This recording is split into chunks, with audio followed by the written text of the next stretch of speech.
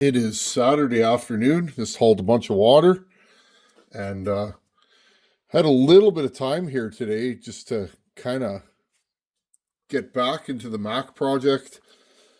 Like I've said before, these take a lot of time. They're different, and because you can't get these parts anymore, and the parts that are left are usually in bad shape. This cylinder's not in the best shape. You got to really think through these. These aren't like a new saw where you're like, oh, well, I'll just order another top end. It might cost you some money to make a mistake, but all in all, you know what I mean? You're out a little bit of money and a little bit of time, but I mean, it's not the worst thing. And you might ask yourself, what am I doing with this cylinder laying in this cradle? The way these Macs work is the cylinder sits in between the handle, this bottom cradle, and then there's another piece that goes around and is actually the bottom of the saw. Now, I'm mocking this up today because I want to start mocking up a pipe for this saw. I am lucky I have piped Macs before, so I kind of have an idea of what they like, and I also have an idea of the lack of space. Remember, this pipe goes straight sideways.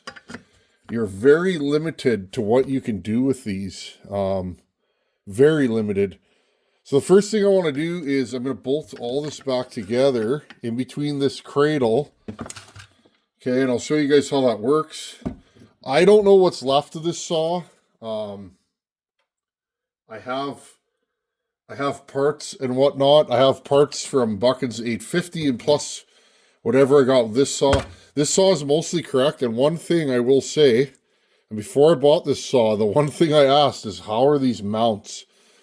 These mounts are notorious for ripping, and, okay, there's two of them. They're notorious for ripping, and if you're going to buy one of these saws, make sure that the mounts are in good shape, okay? Now this goes like this, okay? In between here, there's a front mount. That's just rubber. This mount is completely toast. That's no problem. I can rig something up, okay? And then there's a mount that goes on the top here, okay? And that bolts to the bottom right here and here of the fuel tank. And then there's another mount that goes on the back here, and that bolts to the back of the fuel tank. Okay, now I don't think we need the front half. We may, but I'm going to get some tools together here, and let's suspend this in between the upper and lower assemblies and see how close that is. Okay, I'll start with this rear mount. If these mounts are ripped, very hard to fix or replace them because they're suspended in between rubber. And Bill Block mentioned a great idea years ago about trying like polyurethane window glue, you know, like you glue windshield in, that black stuff, and maybe making a mold and putting these pieces all in there. I've never tried it, but if anybody out there has the time to try these things, please let me know. Okay, so we have that there, and then this can go underneath right here. This is tough to do with the saw in one piece because your manual oiler and your choke are in the way. You got to kind of go like this and then kind of slide it in there. This is something you want to do before you're putting the top to the bottom. Okay, and then in between there would be the intake. Carburetor straight up and down on these. Okay, I'm just going to grab random screws. I'm probably going to go to the parts store and replace all of these screws because they're in rough shape. These are all standard screws, so no problem in getting them. They're not metric, and they're pretty much just regular fasteners. Unlike today, you know, today everything's proprietary. You got to spend $5 for that intake screw you know, you guys know what I'm saying. I'm not going to rant today. I'm in a good mood. I will be very busy next week. I have some work functions. And so if you're going to email me, next week's probably not a good week to email, is what I'm going to say, because you probably won't hear back. I'm usually pretty good on the emails. That's this screw right here, this one. And this goes through the back. But yeah, so we'll get done what we can today, and that'll be that. Okay, and then you just take the back of this. Now, I really would like to make this look like a Super Pro 80. I like the black and yellow. I think it looks good. The newer all yellow saws, I don't like the look of them as much. So I'm going to try and put this thing together as a Super Pro 80 with some ProMac 850 parts. The ProMac 850 is a superior saw. Okay, friends, that's what we got going on there, okay? So, that's how much space I have to get a pipe out and through. Now, also, maybe I should have put the bottom end on. I'm starting to think that maybe I should have. Also, I think we can do this with a couple of bolts here through. Yeah, let's do that. Hold on a second here. Okay, I got 2 bolts in here. All I'm going to try and do is push this by and bolt the bottom to the top. And do it on film, because if you guys can't see, what's the point? And I know it's not film anymore. My wife and I always laugh when we say, you know, you're going to tape something, you're going to record it off the TV. It's like, how old and outdated is that saying, tape? Even running CDs. My truck has a CD player, so I pulled out. I'm a music guy. I collect music, all different kinds. I have a very strange palette. If you've heard any of, or if you've watched any of my shorts, I've had a few of you message me, wow, I've never heard that music. And it's like, yeah, I'm kind of all over the place. I used to hang around with a lot of guys that were musicians, and they broadened my palette. Okay, and while we're sitting here, we might as well just keep going.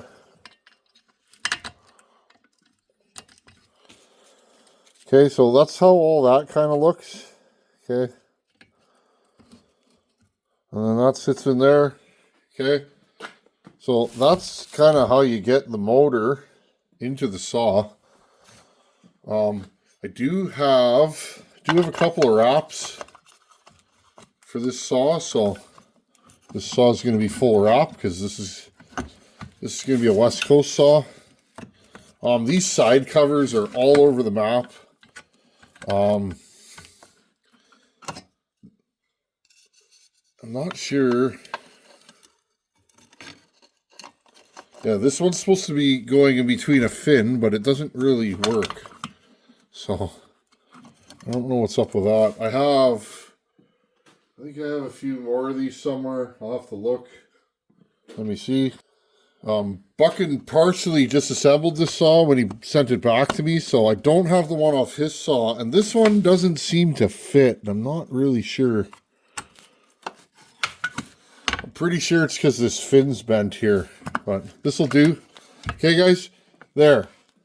You have to aim this so that it goes right through, okay, that small little spot there. Okay, I'm going to start cutting pieces of junk pipe. That's what I make my pipes out of. This thing, my experience with Max is you want about a 1-inch pipe coming right off the header, straight out.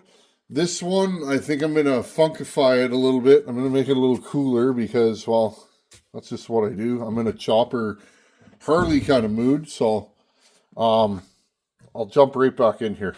The first thing I'm going to do is make a flange, so just measure, and I got 2.5 by 1 1/8. Okay, so I'll take my, this is just a piece of flat bar, cold rolled, just junk that's been sitting outside all winter. Okay, and I'll go 2.5.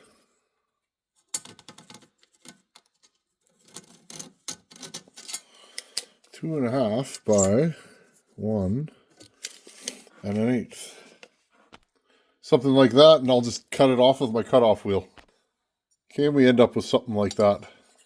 Okay, and it fits perfect. There's not a lot of room in these, so you gotta be careful. You don't want it to get too small.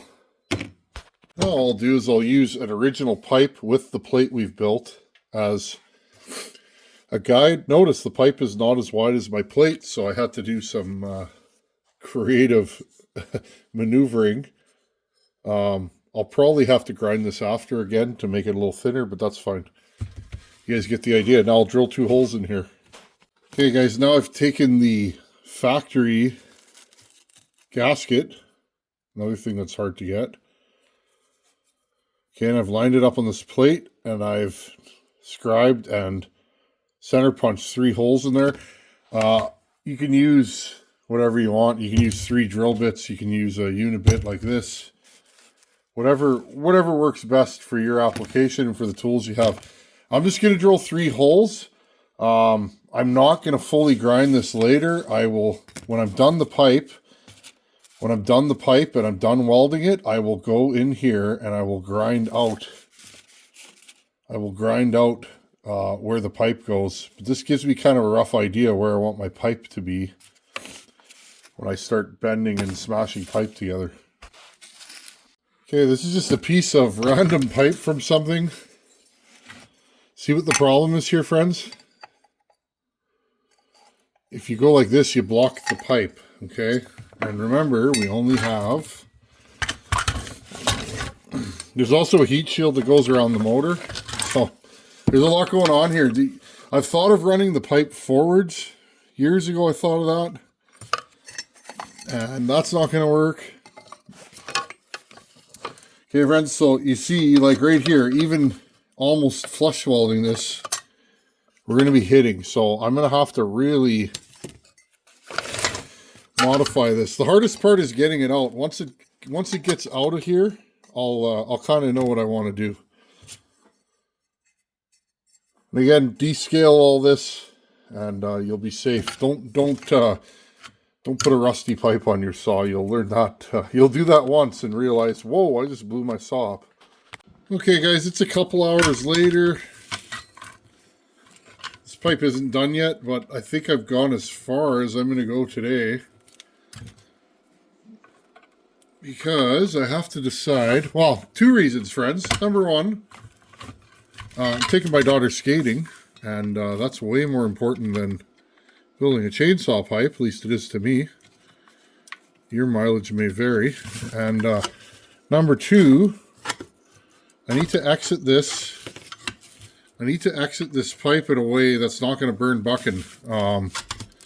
If you've ever had a custom pipe burn you, it can be pretty brutal. I burnt my hand real bad with a custom pipe one time, and okay, now can you guys see it is hitting this pipe? I may modify it and try and tip it up a little bit more. The idea was, though, friends, I wanted to be able to get a bolt in here and put a wrench on it there, a ratchet wrench, and take it on and off easily. Usually 98% of the time I notch this out, and I may do that right now just to see. Just give me a second here, friends. I'm going to notch this section of the bottom handle out like that. We'll see how close we are. This is normal stuff for me. I usually got to do some relieving, but trust me, these pipes really help these saws run. It's incredible when you pipe a Mac, especially our wide open pipe. It's incredible how strong they run. Now, I don't know if this pipe's going to work, but we're going to give her a go. Give me a second here. I'm going to relieve that. Okay, let's put this back together. It's going to be close now, I think. Because if you don't do that, you can't get the pipe on and off, and that's a pain. If it takes 3 hours to get a pipe on, I'm just showing you guys this stuff because, well, I've gone through all this over the years trying to make Macs go fast. Seeing right there, friends, there's your mount. So realistically, I need to put this in the vise and squeeze it just a hair. So I think I'm going to do that right now just to see if we can get this thing fitting. Perfect. Okay, just gave her a little squeeze. One thing about welding junk pipe is it's hard to weld. The stuff's really thin and you're blowing holes through it, so just be mindful of that. I had my welder on 1 and wire setting on 3.5, I think is what I ended up with at the end, which is not a lot. Okay, again, I'll grind all that down, fill in any holes, and throw it together. Okay, so yeah, so I need to relieve this just a hair on the back. Now, right here, I'll cut all that off and I'll do a little bit on the front.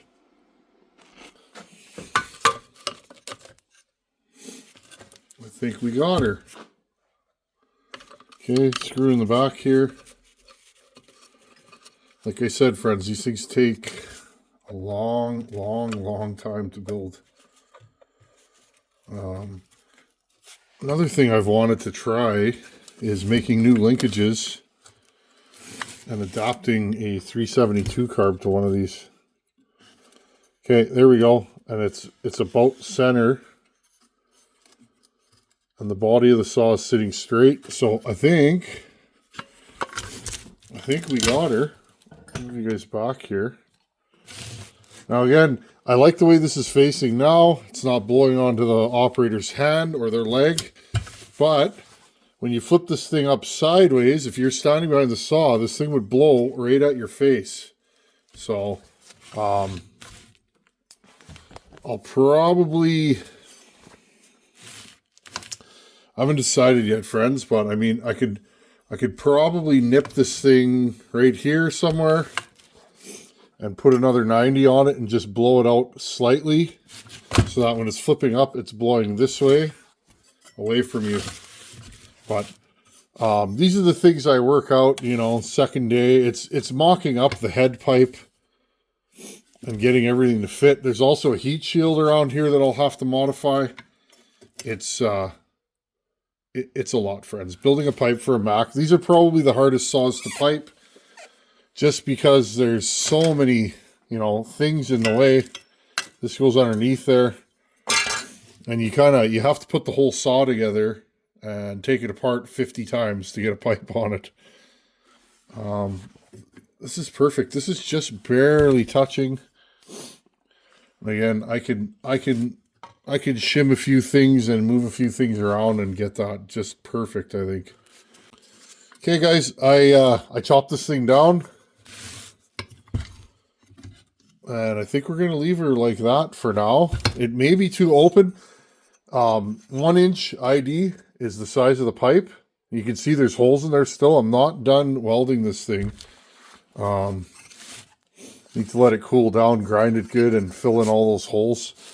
But yeah, the back pressure happens right at this point. Okay, and you can see it tips slightly up. It is blowing away from... Okay, it is blowing away from my hand. My hand is here. If I'm falling, this thing should blow up and over my shoulder now. Okay, we'll file this and make it a little bit cooler. Maybe put a little fish gill kind of look in there, but our fishtail kind of look. Or I may just flatten it all the way out. I haven't decided yet, but that should do it. Really short pipe. Can always make it longer if you think it needs more of something. I could always squish this back that way and cut a piece off of this pipe, you know, and then it would be that way. You know, it could go straight sideways. You just don't want it sticking out too far past the, you know, you could go up. I built the pipe years ago. It's on video for Buchan's 850 and it went up. And it was this size of pipe. It went 90 and then I put a little end on it. That completely killed the saw. I mean, the saw still ran, but it didn't like that restricted pipe. So then what I ended up doing is I cut the side off of that pipe, the part that came up, and I made it go this way, and it seemed to really wake the saw up. Yeah, so there you guys go. This stuff's fun. I enjoy this. These old school saws are the ones that I like working on. And actually I can see now it is touching. It is touching. Right. Okay, so I can fix that with a hammer and a little heat. But there you go. 2-3 hours to make that. A lot of fitting and welding and tack welding and breaking your tacks off and measuring, but there you go. Yeah, I think this thing's gonna be good. I'll finish weld that, shape all this, grind it, and then off to paint, i.e. where my fire pit is there, or my wood stove. I always paint on there. And this should be good to go. Anyhow, friends, thanks for watching. Take her easy. And I'll see you guys probably Friday. I'm busy. I'm busy with work this week, so I won't be in the shop much. So I'm sure I'll be back on Friday night in the shop. Pretty cool. Later.